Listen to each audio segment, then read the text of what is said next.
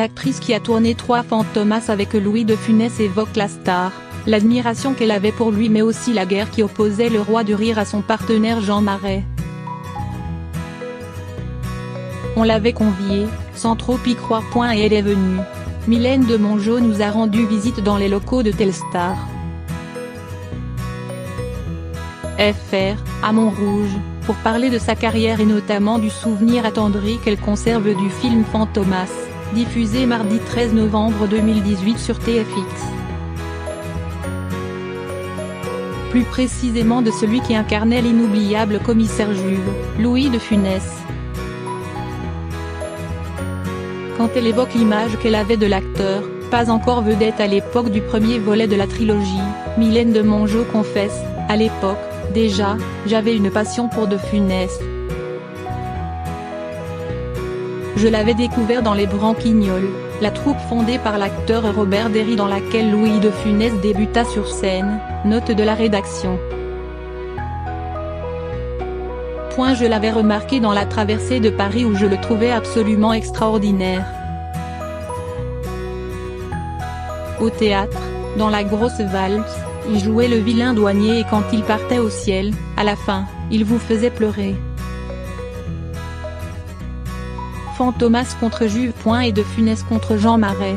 Puis la comédienne immortalisée dans la trilogie des campings avec Franck Dubosc embraye sur la conception que de Funès avait de son métier, expliquant pourquoi il avait refusé le rôle qu'elle lui proposera des années plus tard dans Signé Furax, le film qu'elle produisait. « Je ne suis pas un acteur à dialogue, me disait-il. Tu comprends, moi, je suis un mime. Son pouvoir sur les enfants est celui du mime. Les journalistes disaient qu'il était ridicule, que c'était un pitre, qu'il en faisait des tonnes. Mais quand vous en faites des tonnes et que vous êtes juste, c'est formidable.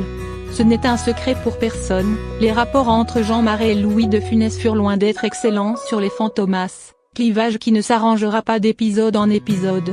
Mylène de Mongeau explique, Louis était en train d'éclore. Et puis il y a eu la grande vadrouille et le cornio et il est devenu superstar. Et ça a été au détriment de Jean Marais qui en a beaucoup souffert. On le voit dans l'évolution entre les 3 Fantomas, le premier, c'est Jean Marais, le deuxième, c'est équivalent et le troisième, c'est de Funès. Jean Marais n'aimait pas de Funès car il n'aimait pas ce personnage de petit français grincheux. Lui qui était raffiné et cultivé.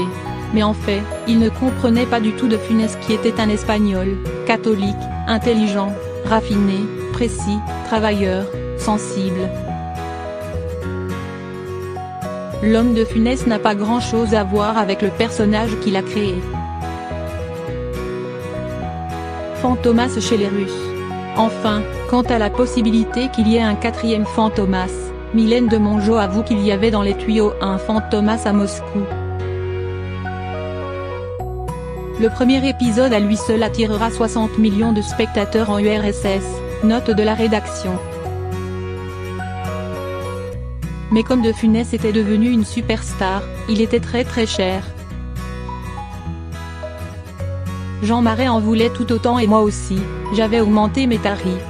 André Hunebelle, le réalisateur de la franchise, note de la rédaction, a donc décidé que le film coûterait trop cher et qu'il ne se ferait pas.